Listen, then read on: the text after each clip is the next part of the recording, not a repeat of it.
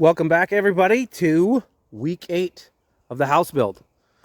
We have a lot of changes on the inside, but before I get to those changes on the inside, I want to show you a bunch of B-roll that I shot because we do have concrete up there. So let me pause for a little bit, show you a bunch of video of getting the concrete put in here, and then I'll meet you back right here.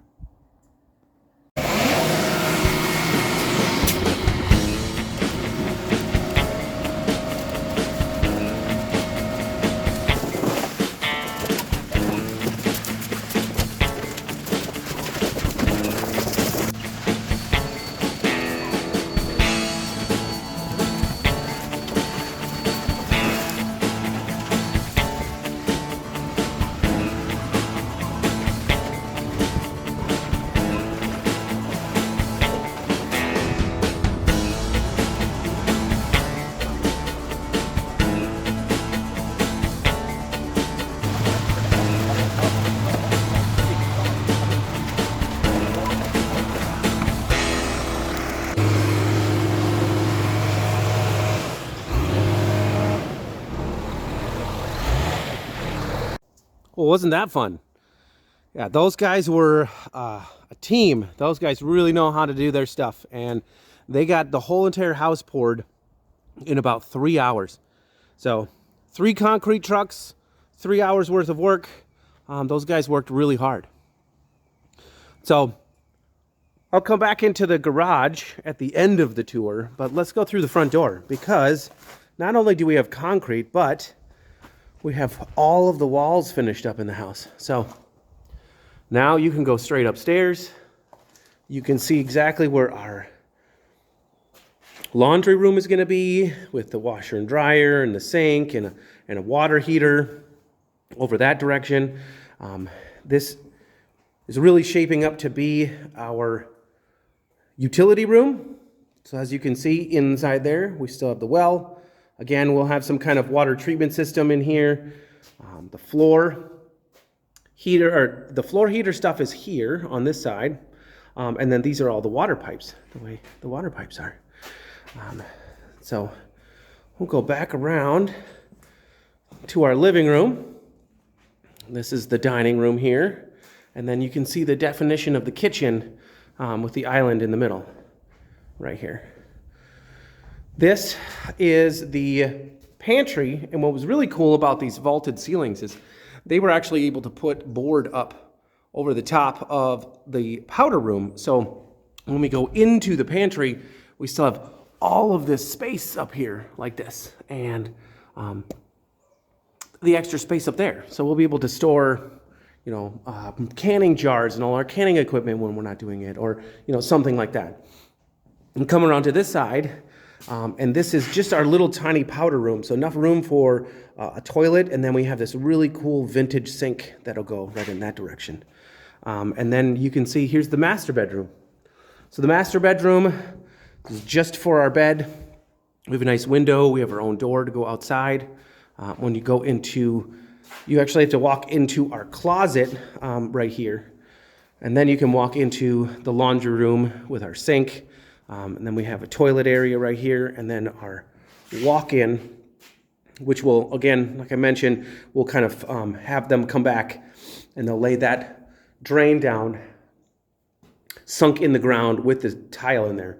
And then we were able to put a shelf up on top of the shower as well to use for, who knows, extra stuff. But back into the walk-in closet here, this doorway actually goes into my home office and my video game room. So this room back here, which can be multi-purpose for a lot of reasons, we're in the Midwest, so we do have we do have the chance that there will be a tornado someday. So this room is built as more of a tornado shelter, which is why we have the poured concrete walls on 3 sides. In this room. So this would be more of a tornado shelter room. But it is also my home office because I work from home most of the time. And I need a nice quiet room to, work while I'm here. And then I do have a big video game selection and all kinds of video game consoles and games and stuff. And so this will give me an opportunity to put shelves up and a TV and kind of cubes and stuff like that direction, and more shelves over here for games. And then I have all of this room that goes all the way up to be able to put shelves and decorations and all kinds of stuff for my video games. So you saw them pouring all this stuff. They poured this side first to kind of come around, pour the living room and the dining room that direction, and then they ended up here in the garage. So we have the drain in the garage right there, because these floors are heated as well. They won't be as heated as much, but they will be heated.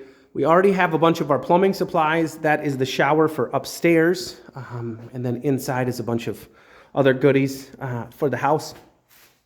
The one problem we had this week is I was notified by Xcel Energy that that power line that's going to be buried there and installed there may not come for months, possibly even a year.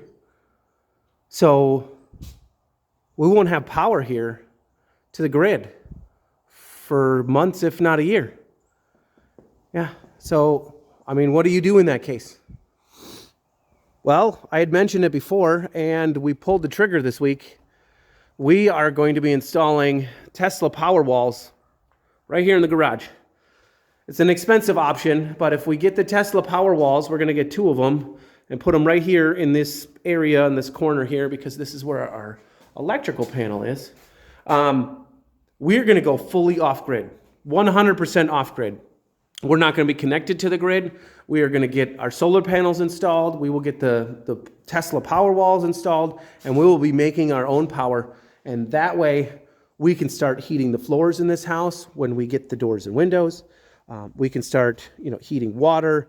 We can have appliances plugged in. We can have the lights turn on. We can do all of that stuff when needed,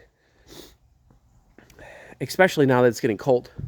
So once we button this house up with these doors and windows and everything like that, we're going to need a consistent heat source inside in order to make sure that the pipes stay warm and we don't have any issues with that. So next up this week, I think they're going to try to pour the front porch here, which is concrete, and then the back porch, which is concrete as well. We're going to do that. We're still waiting on the septic. So once they come out here and they do the septic, we were told it will be done in the next 2 weeks, so we'll see if they get started there. And then we can start to do a little bit of cleanup out here and move a bunch of stuff, into the garage for the time being, kind of get rid of all the garbage, do a little bit more landscaping.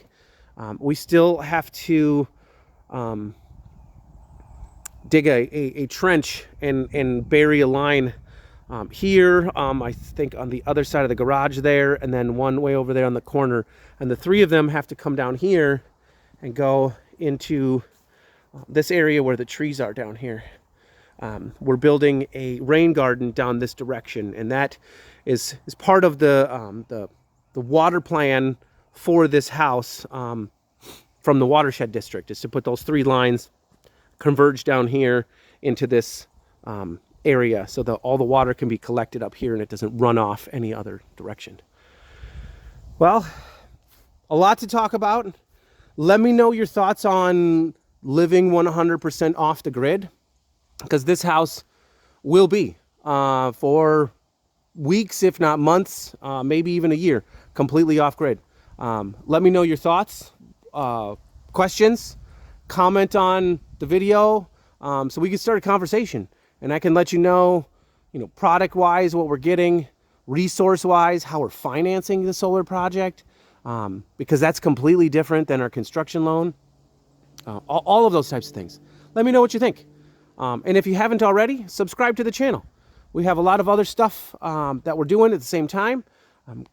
We have all different kinds of videos. Check those all out. Turn on your notifications so you'll never miss a video. And I'll talk to you next week.